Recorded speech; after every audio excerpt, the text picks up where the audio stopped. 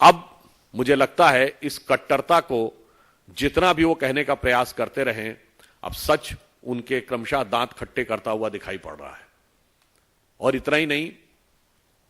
जो इस विषय में एक मुख्य आरोपी हैं, उसने आम आदमी पार्टी के राज्यसभा में सांसद महोदय संजय सिंह जी के रेफरेंस देते हुए यह कहा है कि उन्होंने भी उनसे बुलाकर कहा और चुनाव के लिए वांछित धन की व्यवस्था करने का आग्रह किया, और इसके बदले में उन्होंने कुछ शर्त रखी कि अगर यह नीतिगत निर्णय में परिवर्तन हो जाए तो यह व्यवस्था हो जाएगी। और अब वह तथ्य प्रकाश में आ रहे हैं कि वो परिवर्तन हो भी गया। देन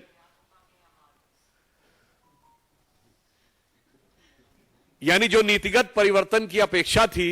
वो हो भी गया, तो यह पुनः दिखाई पड़ रहा है कि अब किसी एक नेता की बात नहीं है, किसी एक मंत्री की बात नहीं है जिससे पिंड छुड़ा लेंगे। मुझे लग रहा है कि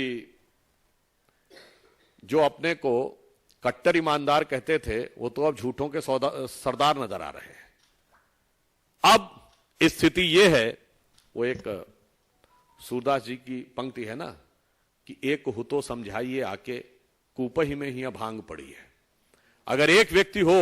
तो वैसे होली का सीजन तो निकल चुका है, पर ऐसा प्रतीत होता है कि आम आदमी पार्टी उस कुएं का पानी पी रही है जिसमें पूरे कुएं में भांग पड़ी हुई है। तो इसलिए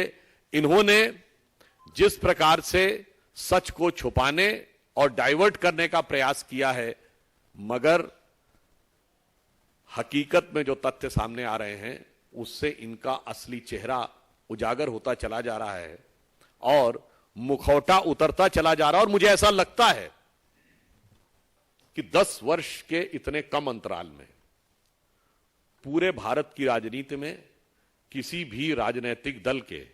चाल, चिंतन, चेहरे, चरित्र में इतना बड़ा बदलाव नहीं आया होगा या इतना बड़ा अधःपतन नहीं दिखाई पड़ा होगा जितना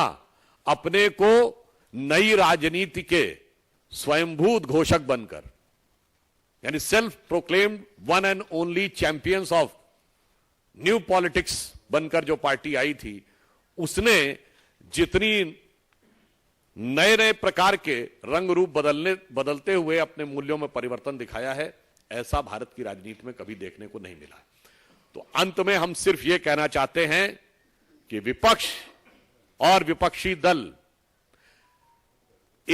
कभी किसी दूसरे मुद्दे का बहाना लेकर कितना भी डाइवर्ट करना चाहें, जनता उनसे सीधे सीधे उनके द्वारा किए गए भ्रष्टाचार का जवाब मांग रही है और दिल्ली की युवा पीढ़ी के साथ, उसके भविष्य के साथ किए गए खिलवाड़ का जवाब मांग रही है। धन्यवाद।